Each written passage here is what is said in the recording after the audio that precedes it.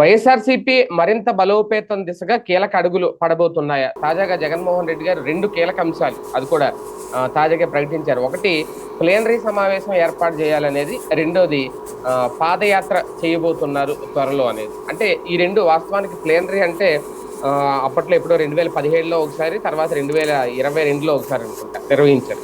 దాదాపు ఒక 5 ఏళ్ళు, ఇప్పుడు ఒకవేళ రేపు 26లో నిర్వహిస్తే ఒక 4 ఏళ్ళు గ్యాప్.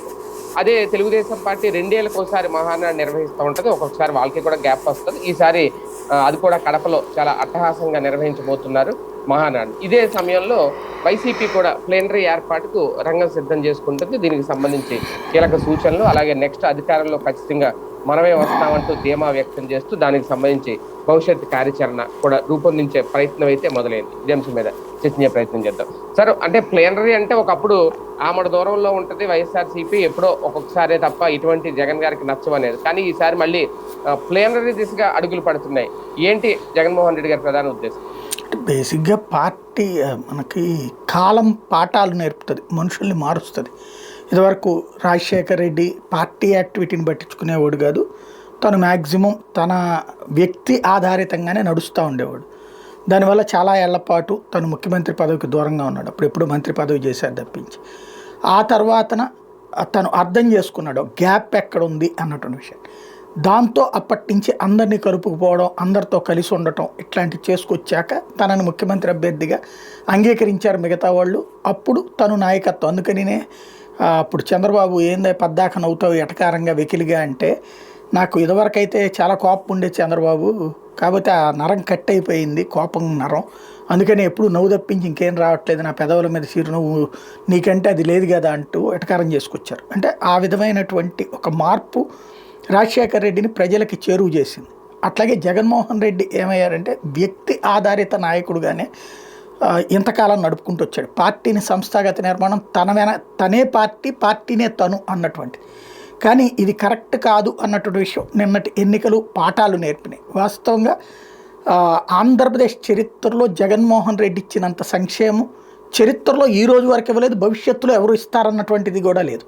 ఎందుకు అంటే తెలుగుదేశం ఇప్పుడు అధికారంలో ఉన్నటువంటిది ఇస్తే అంతకంటే ఎక్కువ ఇవ్వాలి. ఎందుకు? ఇమ్మీడియట్గా వచ్చింది కాబట్టి. వీళ్ళు అందులో 10వ వంతు కూడా ఇవ్వట్లేదు. అదే పోనీ అంతకుముందు ఎప్పుడన్నా ఈవెన్ రాజశేఖర రెడ్డి కూడా అంత సంక్షేమం ఇవ్వలేదు కదా. అంత సంక్షేమం ఇచ్చి ప్రతి ఇంటికి ప్రతి మనిషికి మంచి చేస్తే ఆ తర్వాత ఈ స్థాయికి దిగజారిందంటే ప్రాబ్లం ఏంటి అనేది అబ్జర్వ్ చేస్తే సంస్థాగత నిర్మాణ లోపం. కార్యకర్త పైనాయకుడితో అటాచ్ అవ్వాలి, పైనాయకుడు ఆ పైనాయకుడితో అటాచ్ అవ్వాలి. వీళ్ళందరికీ ఒకళ్ళకి మధ్య ఒకటి కాదు 10 సార్లు కలుస్తూ ఉంటుంటే అప్పుడు ఒక అవినాభావ సంబంధం వస్తుంది. లోపాలు ఉన్నప్పుడు సెటరేట్ చేసుకుంటుంటారు, పరిష్కారాలు వస్తూ ఉంటాయి. అలా కాకుండా ఒకసారి మాట్లాడుకుంటారు, ఆ తర్వాత గొడవ వస్తే కలుసుకోరు. ఆ తర్వాత వీళ్ళని మధ్యన సమన్వయం చేసేవాడు ఉండడన్నప్పుడు ఎవరిష్టం వాళ్ళది అయిపోయింది. చివరికి ఒకే నియోజకవర్గంలో 10 మంది 10 ధోరణులకు వచ్చేటప్పటికి నా విలువ ఎంతో తెలియాలి జగన్కి, నా విలువ ఎంతో తెలియాలి జగన్కి అని అందరూ కలిసి జగన్ వదిలేస్తే చివరికి జగన్ ఒంటరోడి 11 సీట్లకు పరిమితమైనటువంటి పరిస్థితి. ఓ రకంగా అతను ఇచ్చిన సంక్షేమ పథకాలను అనుభవించినటువంటి ప్రజలేసినటువంటి ఓట్లే అతనికి వచ్చినాయి. కార్యకర్తలు తెచ్చే ఓట్లు పక్కకెళ్ళినాయి, నాయకులు తెచ్చే ఓట్లు పక్కకెళ్ళినాయి. ఇప్పుడు అది మళ్ళీ తెచ్చుకునేటటువంటి ప్రయత్నంలో భాగంగా ఒక సంస్థాగత నిర్మాణం అవసరం అన్నటువంటి ఆలోచన తను తెచ్చుకున్నట్టు కనబడుతుంది. అందులో భాగంగానే ఇంతకుముందే మనం మాట్లాడుకున్నట్టు బూత్ కమిటీలు, ఆ పైన మండల కమిటీలు, ఇట్లాగ ఓవరాల్గా లెక్కేసుకుంటే అన్ని కమిటీలు టోటల్ ఒక వ్యవస్థ తయారైతే దాదాపు 18 లక్షల మంది ఒక సిస్టంలోకి వస్తారు. దానితో పాటుగా దాన్ని ఏమంటారు, ఈ కార్యకర్తల రిజిస్ట్రేషను అంటే నమోదు చేసుకోవడం, సభ్యత్వ నమోదు, ఇది చేస్తే ఓ 40-50 లక్షల మంది దాకా అవుతారు. తెలుగుదేశానికి 1 కోటి మంది దాకా ఉండొచ్చు. వీళ్ళు ఇప్పుడే ప్రారంభం కాబట్టి మేబీ 40-50 లక్షలు అవుతారు అనుకుంటా. ఎందుకంటే ఫస్ట్ టైం లెక్కలేస్తానంటున్నారు కాబట్టి. దాంతోపాటుగా వీళ్ళ సెక్యూరిటీ అది కూడా కల్పిస్తానంటున్నారు కదా, ఇన్సూరెన్స్ ఇట్లాంటి, దాని మూలంగా కంటిన్యూటీ వచ్చేటటువంటి అవకాశం ఉంది. అట్లాగే ఒక సభ్యత్వం అన్నటువంటిది కలిపితే ఒక 40 లక్షల మందికి తమ సందేశం వెళ్ళేటట్టు, ఆ సందేశాన్ని వాళ్ళు అవతలకు పాస్ చేసేటట్టు వస్తే ఒక సిస్టంలోకి వస్తుంది. ముందు సిస్టంలోకి వస్తే తను మాట్లాడనుకున్న మాట జనంలోకి వెళ్తుంది. అదే సమయంలో ఏం చెయ్యాలో చెయ్యొచ్చు. అది ఇప్పుడు తనలో వచ్చిన మార్పు. వ్యక్తి ఆధారితంగా రాజకీయం నడిపితే చివరికి ఆ వ్యక్తి చుట్టూ ఉన్నటువంటి వాళ్ళందరూ కష్టపడుతుంటే, నష్టపడుతుంటే, ఇబ్బంది పడుతుంటే మొత్తం పార్టీకి చీమ కుట్టినట్టు కనిపించట్లేదు. చంద్రబాబుకి ప్రాబ్లం వస్తే మొత్తం ఊరు వాడ ఏకం చేశారు వాళ్ళ కార్యకర్తలు. జగన్మోహన్ రెడ్డికి ప్రాబ్లం వస్తుందంటే పట్టించుకుంటున్న వాళ్ళు కరువు అవుతున్నారు. పైగా ఇప్పుడు ఎవరెవరి మీద కేసులు వస్తున్నాయో వాడికి తగలాల్సిందే, వాడికి శాస్త్రి జరగాల్సిందే, వీడికి శాస్త్రి జరగాల్సిందే అంటున్నారు. పేపర్లో వచ్చే ఆ నాయకులు లేకపోతే కనుక ఈ ఓఎస్డీలు అధికారులు వీళ్ళు ఉన్నారు కదా, వాళ్ళ పేర్లు పేపర్లో వచ్చినప్పుడల్లా ఆడికి తగిన శాస్త్రి జరగాల్సింది, ఆడికి తగిన శాస్త్రి జరగాల్సిందని వీళ్ళే మాట్లాడుతున్నారు. కాబట్టి ఆ విధమైనటువంటి ఫీలింగ్ కారణమైంది ఏంటంటే కమ్యూనికేషన్ గ్యాప్. ఆ కమ్యూనికేషన్ గ్యాప్ క్లియర్ కావాలంటే ఒక వ్యవస్థీకృతంగా ఉండాలి, అట్లాగే ప్లీనరీ లాంటివి జరుపుకోవాలి, అది నిరంతరం సాగుతూ ఉండాలి. ఇంతవరకు వదిలేసింది ఇప్పుడు కాలం ఆయనకి నేర్పిన పాఠం అన్నమాట ఇది. సార్ 40% ఓటు బ్యాంక్ ఉంటే కేవలం 40 లక్షలే వస్తారా సభ్యత్వ నమోదు? ఇంకా పెరిగే అవకాశం ఉంది అంటే ఓటర్ ప్రతి ఒక్కడు సభ్యుడు కావాల్సిన అవసరం ఉండదు. ఓటర్ వేరు, సభ్యుడు వేరు. ఇప్పుడు తెలుగుదేశానికి క్రిందసారి ఓట్లు వేసిన వాళ్ళందరూ ఏం సభ్యులు కాలేదు ఆ లెక్కనైతే. ఇప్పుడు వాళ్ళకేంటి 64% ఓట్లు వచ్చినాయి. 64% ఓట్లు వచ్చినాయి అని చెప్పి 64% మంది సభ్యత్వం ఉండరు కదా వాళ్ళకి. బేసిక్గా ఓటర్లో ఇప్పుడు సభ్యత్వం అనేటటువంటి ఈ మధ్యన తెలుగుదేశం వాళ్ళు చేసిన పని ఏంటంటే ఓటర్లకు తెలియకుండానే నీకు ఆ పథకం ఈ పథకం కోసం అని చెప్పేసి కార్డు ఇది తీసి సభ్యత్వాలు ఇచ్చారన్నది కూడా కొన్ని చర్చ నడిచింది కదా. అట్లాగే ఇచ్చుకొచ్చారు. వీళ్ళు అట్లా చేయకపోవచ్చు, ఎందుకంటే వీళ్ళు ప్రతిపక్షంలో ఉన్నారు. వీళ్ళు అట్లా చేస్తే ఎవరో ఒకరి చేత కేసులు పెట్టించి లోపలే ఇచ్చే ప్రయత్నం చేస్తారు. కాబట్టి చెయ్యకపోవచ్చు వీళ్ళు. అందువల్ల 40 దగ్గర ఆగుతాయి అనుకుంటున్నాను నేను. ప్లీనరీ అనేది కార్యకర్తల్లో జోష్ తీసుకురావడానికి అయినా పార్టీకి సంబంధించి ఏమన్నా ఒక కీలక నిర్ణయాలు తీసుకునే అవకాశం ఉంటుందా? జగన్మోహన్ రెడ్డి గారు ఓసారి దాన్ని ఏమంటారు, మన మహానాడుకు సంబంధించినటువంటి టిట్ బిట్స్ ఉంటుంటాయి అన్ని ఛానల్స్లో కూడా, యూట్యూబ్లో ఉంటాయి. అవి కాస్త చూసి ప్రాక్టీస్ చేయడం బెటర్. ఎందుకంటే ప్లీనరీ అనేటటువంటిది ఒక కుటుంబ కార్యక్రమం. అంటే మనం పెళ్ళో పేరంటం ఇట్లాంటి ఫంక్షన్ చేస్తాం చూడండి, ఆ ఫంక్షన్ చేసినప్పుడు ఎట్లాంటి ఫీలింగ్ ఉంటుందో అట్లా ఎంజాయ్ చేస్తారు తెలుగుదేశం పార్టీకి సంబంధించిన ప్లీనరీ కార్యకర్తలు కానీ నాయకులు కానీ. స్టేజీ మీద ఉపన్యాసాలు వినేది నాకు తెలిసి 10% కూడా ఉండదు. మొత్తం అయిపోయాక ఏం మాట్లాడారు చెప్పారంటే నాకు తెలియదు అంటారు. కాకపోతే ఏంటంటే మా ఎమ్మెల్యేని చూడడానికి వచ్చాం, ఆ ఎంపీని చూద్దామని వచ్చాం, లేకపోతే రామ్మోహన్ నాయుడు గురించి వింటున్నాం చూద్దామని వచ్చాం, ఇట్లాగే. అంటే ఏదో మనకి ఇప్పుడు పెళ్ళిళ్ళకి కొన్నిటికి వెళ్తాం, దూరపు బంధుత్వాలు ఉంటాయి. కాబట్టి పిలుస్తున్నప్పుడు మనం కమ్యూనికేషన్ చెడకూడదని వెళ్తుంటాం. అక్కడ అందరూ తెలియదు మనకి, కానీ తెలుసుకునే ప్రయత్నం చేస్తాం, పలకరిస్తుంటాం అందరినీ. అట్లాంటి ఒక అవినాభావ సంబంధం కార్యకర్త. ఇప్పుడు వైసీపీలో అతిపెద్ద లాస్ ఏంటి అంటే అందరూ గొప్పోళ్లే, కానీ ఒకళ్ళకొకళ్ళకి మధ్యన అనుసంధానం లేదు. ఎవరికి వాళ్ళుగా బతికారు. ఇప్పుడు వ్యక్తులుగా బ్రతికిన వాళ్ళు వ్యవస్థగా బ్రతకడానికి సిద్ధపడాలి.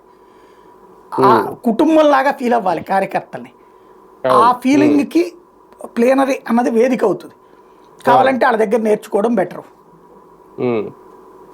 లాస్ట్ టైం ప్లీనరీలు అనుకుంటా శాశ్వత అధ్యక్షుడిగా ఆయన్ని ఎన్నుకున్నారు, తర్వాత దాన్ని ఏదో క్యాన్సిల్ చేసుకున్నారు. అంటే ఈసారి అలాంటి నిర్ణయాలు ఏమన్నా ఉంటాయి? ఇప్పుడు నేర్చుకున్నారు కదా, అప్పుడే కోర్టు వాయించింది కదా. చివరికి అబ్బాయి మేము అట్ట అనలేదండి అని చెప్పారు కదా. అప్పుడే ఫస్ట్ నేనే చెప్పాది ప్రజాస్వామ్యంలో అసలు ఆ సిస్టమే ఉండదు అనేటటువంటి మా పార్టీ అన్నారు. తర్వాత ఈడ్చి కొట్టేటప్పుడు కోర్టు అదే ఎన్నికల సంఘం ఏంది ఎట్ట పెట్టారు కానీ అబ్బాయి లేదండి అట్ట అనలేదే మేము అని చెప్పి కాగితం అర్జెంటుగా రాసేసుకుని మార్చేసుకున్నారు. అట్లాంటి అహంకారపూరిత అతిశయంతో కూడినటువంటి వాటికి దూరంగా ఎక్కువ 100 కొద్దీ చేయకూడదు. రోజుకి ఒక 2 అంశాల మీద తీర్మానాలు. ఆ 2 అంశాలు కూడా ప్రజలకు సంబంధించినటువంటి టచ్ అయ్యేటటువంటి ఇష్యూస్. ఇది ప్లీనరీకి ఉండాల్సిన లక్షణం. మిగతా అది కార్యకర్తల సమన్వయం ఎట్లాగా, నాయకుల మధ్య సమన్వయం ఎట్లాగా, ఈ ఎమ్మెల్యే పార్లమెంటరీ ఇన్ఛార్జి అట్లాగే జోనల్ ఇన్ఛార్జి వీళ్ళ ముగ్గురు మధ్యన అవినావ సంబంధం ఏంటి. అక్కడ ఆయా ప్లీనరీలో వీళ్ళు పోలిట్ బ్యూరోలో చేసే పని ఏంటంటే అవి జోన్స్ వైడ్గా విడదీసేసి ఒక్కొక్క జోనల్ వాళ్ళతో విడివిడిగా కూర్చుంటారు. అక్కడ వాళ్ళకి ఎవరన్నా నాయకుల మీద అసంతృప్తి ఉన్నా అవన్నీ తీర్చేస్తారు అక్కడ. ఇక్కడ ఫస్ట్ ఏంటంటే క్రైసిస్ మేనేజ్మెంట్ టీం లేదు వైసీపీలో. తెలుగుదేశంలో అది ఉంటుంది క్రైసిస్ మేనేజ్మెంట్ టీం. ఎవరన్నా బయటికి వెళ్ళిపోతున్న వాళ్ళ గురించినో లేకపోతే వెళ్తారని తెలిసిన దాని గురించినో వెంటనే ఫాలో అప్ చేసి వాళ్ళతో మాట్లాడి అవతలతో మాట్లాడి అధినాయకత్వం దృష్టికి తీసుకొచ్చి వీళ్ళ తరపున వాళ్ళు మాట్లాడటం, ఇదంతా ఒక క్రైసిస్ మేనేజ్మెంట్ టీం ఉంది అది ఇక్కడ వైసీపీ ఏర్పాటు చేసుకోవాల్సిన అవసరం ఉంది. అంటే ఆల్రెడీ రీజనల్ కోఆర్డినేటర్స్ ఉన్నట్టున్నారు కదా, వాళ్ళు వేరు ఇది వేరు. క్రైసిస్ మేనేజ్మెంట్ టీమ్ అనేది డిఫరెంట్ అనమాట. అంటే గతంలో కూడా ఉండేవారు కదా వైవి సుబ్బారెడ్డి, వాళ్ళు క్రైసిస్ మేనేజర్, క్రైసిస్ కొంత కారణం కూడా అవుతుంటారు వాళ్ళు. క్రైసిస్ మేనేజ్మెంట్ టీమ్ అనేది కావాలి, అదైతే ఏర్పాటు చేయాలి. సార్, రెండో అంశం పాదయాత్ర నిర్ణయం. అంటే అధికారంలో కోల్పోయిన తర్వాత పాదయాత్ర అన్నా గుర్తొస్తుందా? ఆల్రెడీ గతంలో చేశారు, సక్సెస్ అయ్యారు. మళ్ళీ ఇప్పుడు వెళ్ళాలనుకోవడం, అది కూడా ఈసారి 5,000 కిలోమీటర్లు పైగా ఏదో చేసే ఆలోచన ఉంది అంట. ఎలా చూడాలి? చేయనియండి, బెటరే కదా. కాళ్ళు నొప్పుల్లో దాన్ని ఏమంటారు, నేర్చుకుంటారు కొంచెం. ఆ నేర్చుకోవడం అనేటటువంటిది కూడా మంచిదే దేనికైనా సరే. సమస్య ఏంటంటే ఎప్పుడైనా సరే పరిష్కారం కావాలి. ఇంకోటి ఏంటంటే జనంలో లేకపోవడమే జగన్ ఓడిపోవడానికి కారణమైంది. జనంలో ఉండాల. జగన్ అనేటువంటి వాడు మొన్న గనక గెలిచిన తర్వాత నెలలో 4-5 సార్లు గనక జనంతో మమేకమై ఉంటే, వారానికి 1-2 ప్రోగ్రాములు జనంతో మమేకమై ఉంటే వాళ్ళ ఫీడ్బ్యాక్ అతనికి ఉండేది. ఈ మధ్యలో గ్యాప్లు భారీగా పెట్టేశారు. అలా కాకుండా జనం కలిసి వాళ్ళ వివరాలు, వాళ్ళ అభిప్రాయాలు తెలుసుకుంటుంటాం పరిపాలనకు సంబంధించి. రెండవది కార్యకర్తలను కలవటం. ఇక్కడ వాళ్ళ నాన్న ఆదర్శంగా తీసుకోవాలి. నేను రాజశేఖర రెడ్డిని అబ్జర్వ్ చేసింది ఏంటంటే, చంద్రబాబు నాయుడు ఖచ్చితంగా ప్రతి ప్రోగ్రాం అప్పుడు వాళ్ళ కార్యకర్తల నాయకులను కలుస్తాడు. రాజశేఖర రెడ్డి అట్లాగా ఉండేది కాదు. కానీ తను సీఎం అయ్యాక చేసుకొచ్చినటువంటి పద్ధతి ఏంటంటే, ఏదన్నా ఊరికి ప్రోగ్రాంకి వెళ్ళిన తర్వాత ఆ ప్రోగ్రాం దగ్గరనంతా జనంతో మమేకం అయ్యాక ఇంపార్టెంట్ లీడర్స్ అందరూ కూడా హెలీప్యాడ్ దగ్గర మీట్ అయ్యేవాడు. వాళ్ళతో కలిసి భోజనం చేసేవాడు ఆయన. తద్వారా ఆ భోజనం చేస్తా వాళ్ళతో మాట్లాడేవాడు. ఆ పక్కన 2-3 ఉండేవాళ్ళు, వాళ్ళు భోజనం చెయ్యరు, రాసుకుంటుంటాం. రాజశేఖర రెడ్డి చెప్పింది ఇప్పుడు వచ్చి సో ఆయన నా ప్రాబ్లం ఇదండి అని చెప్పారనుకోండి, పరిష్కారం ఏంటో రాజశేఖర రెడ్డి అక్కడే చెప్తాడు. చెప్పి ఆ కన్సర్న్ ఆఫీసర్తో చెప్పండి అయ్యా అని చెప్పి ఆ పక్కన ఉన్న వాళ్ళకి చెప్తాడు. అది కేవీపీ అవ్వచ్చు, ఇంకోళ్ళు అవ్వచ్చు. అది ఫాలో అప్ చేస్తాడు అతను. అది రాజశేఖర రెడ్డి కార్యకర్తలకి నాయకులకి వచ్చినటువంటి ఇంటరాక్షన్. అది జగన్మోహన్ రెడ్డి ఇప్పుడు చేసుకోవాల్సి ఉంది. పాలిట్ బ్యూరో తర్వాతన తను అట్లాగా వెళ్ళేటప్పుడు ప్రతి చోట కూడా కార్యకర్తలు నాయకులతో మమేకం అవడం, వాళ్ళతో మాట్లాడటం, వాళ్ళ ఫీడ్బ్యాక్ తీసుకోవడం, లోపం ఎక్కడుందో తెలుసుకోవడం, ఇవన్నీ కాలం పాఠాలు నేర్పుతుంది. చూద్దాం, నేర్చుకుంటాడు అనుకుందాం. వాస్తవానికి లాస్ట్ టైం ఆయన పాదయాత్ర చేసినప్పుడు నవరత్నాల పేరుతో వెళ్ళారు. అందుకే బాగా ఆకట్టుకుంది ఆ పాదయాత్ర అనేది. అంటే ఒక్కొక్క చోట ఒక రత్నం ప్రకటించుకుంటూ వెళ్ళారు. ఈసారి కూడా అలాంటి ఆలోచన ఏమైనా చేస్తారా? ప్రధానంగా ఇప్పటికీ వాలంటీర్ల విషయంలో మేమేం చేస్తామనే క్లారిటీ అయితే ఇంకా ఇవ్వట్లేదు. దాని గురించి మాట్లాడట్లేదు. వాలంటీర్ వ్యవస్థ పక్కకి వెళ్ళిపోయిందని తెలుసు. అది అసలు ఈయన తీసుకొచ్చిన వ్యవస్థే. ఇటువంటి వాటి మీద రేపు పాదయాత్రలో మాట్లాడాల్సిన అవసరం ఉందా లేదా?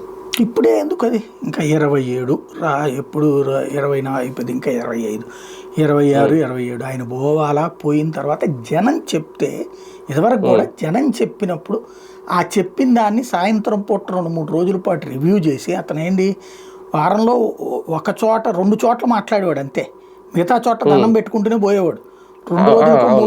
2 రోజులకు ఒకసారి చిన్న స్పీచ్ ఉండేది. వారంలో ఒకటి పెద్ద స్పీచ్ ఉండేది. మీరు చెప్పినటువంటి ప్రకటన సభ ఏర్పాటు చేసేవారు. అట్లాగా ఇక్కడ కూడా ఏమవుతుంది, ముందు నోట్ చేసుకున్న తర్వాత ఆ కన్సర్న్ ఒక టీం వెనకాల ఉండేది. వాళ్ళతో సాయంత్రం పూట భేటీ అయ్యేవాళ్ళు అనమాట. ఆ భేటీ అయ్యాక అనౌన్స్మెంట్ ఇచ్చేవాళ్ళు. ఇప్పుడు అట్లాగా పబ్లిక్ నుంచి ఈయనకి ఏం ఫీడ్బ్యాక్ వస్తుంది, వాళ్ళు కోరుకుంటే ఇప్పుడు ఈ లోపు వాళ్ళకంతా బాగుంది అనుకోండి, వాట్సాప్ సర్వీసెస్ అన్నారు కదా వీళ్ళు, అది బాగుంది అన్నారు అనుకోండి, రేపు జగన్ వాలంటీర్ మాట ఎత్తకపోవచ్చు.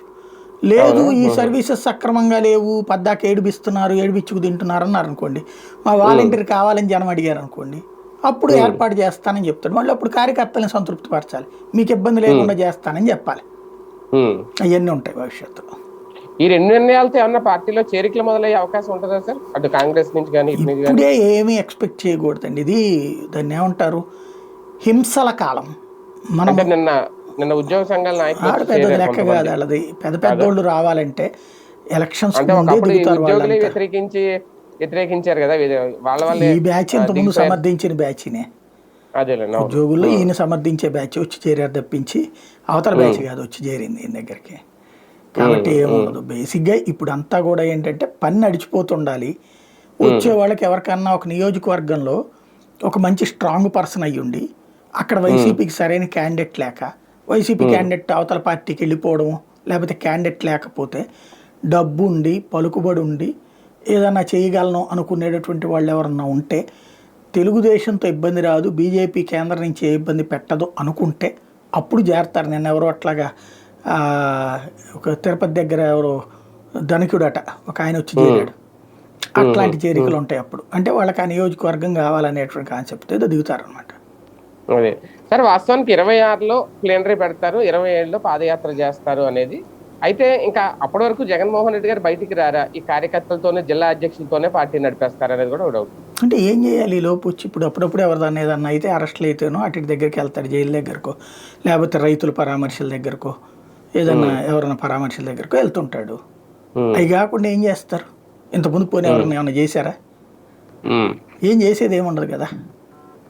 అదే రైట్ రైట్. చూద్దాం, మొత్తానికి ఈ రెండు కీలక నిర్ణయాలతో వైసీపీలో వచ్చే మార్పులు ఏంటి, అధికారంలోకి ఖచ్చితంగా వస్తామనే ధీమా అయితే కనిపిస్తోంది జగన్మోహన్ రెడ్డి గారిలో. దీనికి కారణం కూటమి ప్రభుత్వం చాలా అవినీతికి పాల్పడుతోంది అనేది ఆయన చెప్తున్నమాట.